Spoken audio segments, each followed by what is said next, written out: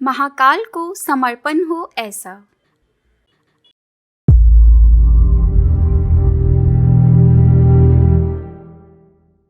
महादेव को तीनों लोकों का देवता कहा जाता है, इसीलिए महाकाल त्रिदेव कहलाते हैं। देवों के देव महादेव के भक्तों की संख्या अत्यधिक देखने को मिलती है और होनी भी चाहिए। आखिर हमारे महादेव का अंदाज भी तो कुछ अनोखा ही है।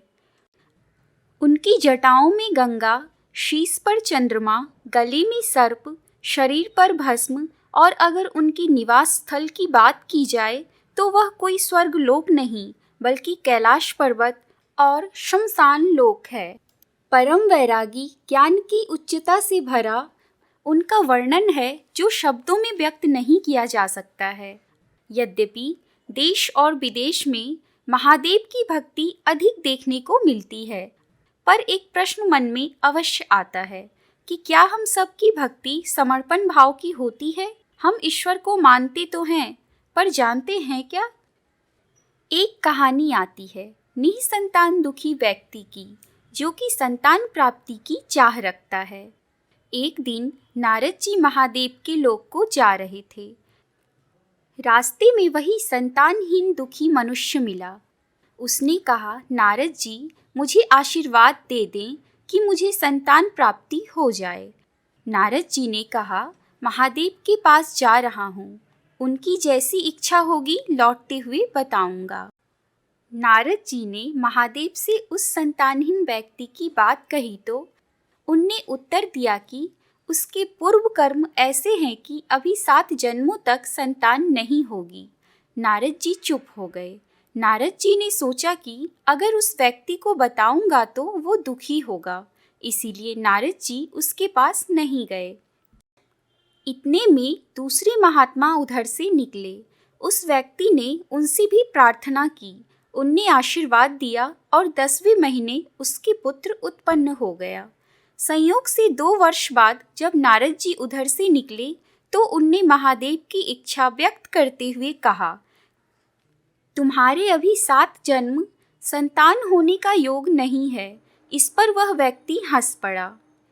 उसने अपने पुत्र को बुलाकर नारद जी के चरणों में डाला और कहा, एक महात्मा जी के आशीर्वाद से यह पुत्र उत्पन्न हुआ है। नारद जी को महादेव पर बड़ा क्रोध आया। मुझे आशीर्वाद देने की आज्ञा कर देते तो मेरी प्रशंसा हो जाती, सो तो किया नहीं, उल्टे मुझे ही झूठा सिद्ध कराया। नारद जी कुपित होते हुए कैलाश पर्वत पहुँचे और महादेव पर नाराज होने लगे। महादेव ने नारद जी को सांत्वना दी और इसका उत्तर कुछ दिन में देने का वादा किया। नारद जी वहीं ठहर गए। एक दिन महादेव ने कहा, नारद जी, पार्वती बीमार है, उनकी दवा के लिए किसी भक्त का कलेजा चाहिए, तुम जाकर मांग लाओ।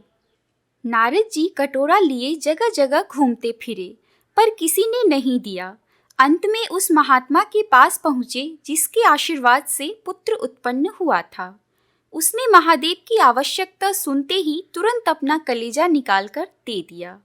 नारद ने उसे ले जाकर महादेव के सामने रख दिया।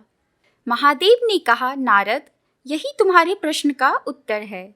जो भक्त मेरे लिए समर्पित है उसके लिए मैं अपना विधान भी बदल सकता हूँ। तुम्हारी अपेक्षा उसे श्रेय देने का भी क्या कारण है, सो तुम समझो।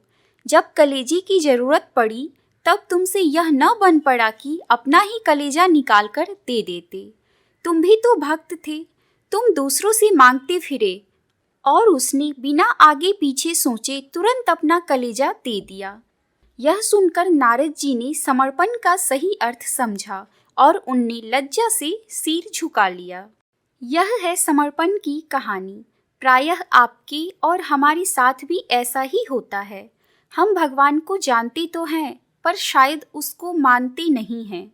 जब भी हमारे जीवन में छोटी छोटी समस्या आती है, हम परेशान हो जाते हैं।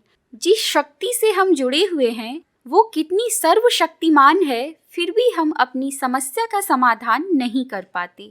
उचित अनुचित क्या है ये भी नहीं जान पाते हैं। दुखी हो जाते हैं, भटक जाते हैं, साथ ही मृत तृष्णाओं में ही घूमते रह जाते हैं। हम सभी इस ज्ञान से अवगत हैं कि महादेव के शीश पर चंद्रमा मस्तिष्क की शीतलता का प्रतीक है, जो बताता है कि हमें कठिन से कठिन परिस्थितियों में भी अपने मस्तिष्क को शांत रखना चाहिए। कंठनील, जिसका अर्थ कड़वी बातों को कभी हृदय तक नहीं पहुंचने देना, और गले में सर्प इस बात का प्रतीक है कि कटु स्वभाव के व्यक्तित्व से भी तालमेल बिठाना। जटाओं में गंगा अर्थात हमेशा दूरदर्शी और सकारात्मक रहना। लेकिन महादेव को मानने वाले इस तथ्य को न जान पाते हैं और ना ही अपना पाते हैं। हम सभी शक्ति के संरक्षण में भी रहते हुए उस दिव्य संरक्षण का लाभ पूरा नहीं उठा पाते व देवतुल्य मानव जीवन को सफल नहीं बना पाते हैं। हमारे आराध्य परम पूज्य गुरुदेव पंडित श्री राम शर्मा आचार्य जी ने हमेशा समर्पण को लेकर एक ही बात बोली है, करिष्ये वचनम तव, करिष्ये वचनम तव। हम बोलते तो हैं, सुनते तो हैं, सोचते तो हैं, लेकिन कर नहीं पाते हैं। यह समय करने का है। यह समर्पण हमारे जीवन में सजल श्रद्धा और प्रखर प्रज्ञा को जीवन में धारण करने से आएगा। अपने विवेक को विकसित करने के लिए प्रखर प्रज्ञा रूपी सदचिंतन स्वाध्याय से प्राप्त होगा। अतः बिना आत्म परिष्कार के किया गया जप, तप, ध्यान, दान, कर्मकांड यह सिर्फ लकीर पीटना भर और खिलवाड़ बनकर रह जाता है। इसीलिए आत्म परिष्कार के लिए चिंतन में ज्ञान की गंगा की प्रखरता की आवश्यकता है, जो सिर्फ हमें महापुरुषों के सद्विचारों को जीवन में अपनाने से प्राप्त होगा। साथ ही सजल श्रद्धा को अपने अंदर धारण करने के लिए परहित सरीस धर्म नहीं भाई, पर पीड़ा सम नहीं अधमाई। इस उक्ति को चिंतन व चरित्र में धारण कर सबके प्रति दया, प्रेम, करुणा, संवेदना रखकर मनुष्य में देवत्व का उदय कर स्वयं को धन्य बनाया जाए। महादेव के समर्पित शिष्यों प्रखर प्रज्ञा और सजल श्रद्धा दोनों को अपने हृदय में समाविष्ट कर शिष्यत्व के जीवन को धन्य बनाए।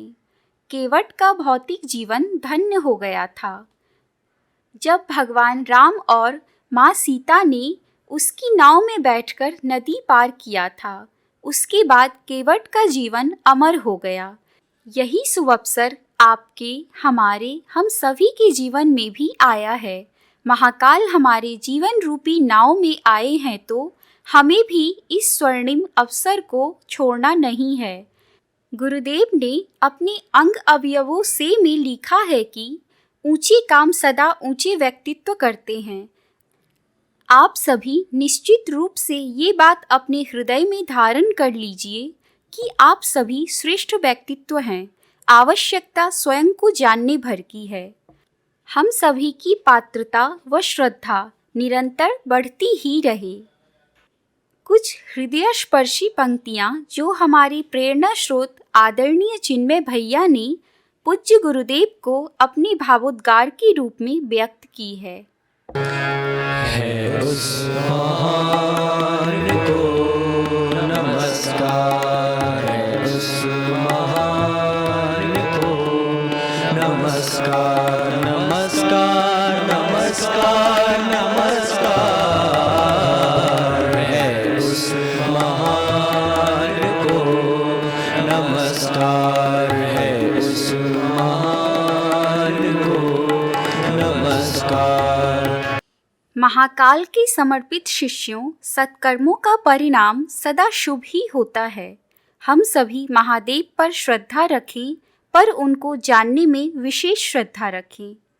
आप सभी को महाशिवरात्रि के पावन पर्व की हार्दिक शुभकामनाएं। अगर आपको हमारी यह वीडियो पसंद आई हो तो हमारे वीडियो को लाइक करें, कमेंट और शेयर करें और हमारे YouTube चैनल ऋषि चिंतन को सब्सक्राइब भी कर लें। साथ ही बेल आइकन को भी दबाएं ताकि आपको हमारे आने वाले सभी वीडियोस की नोटिफिकेशंस मिलती रहे। धन्यवाद।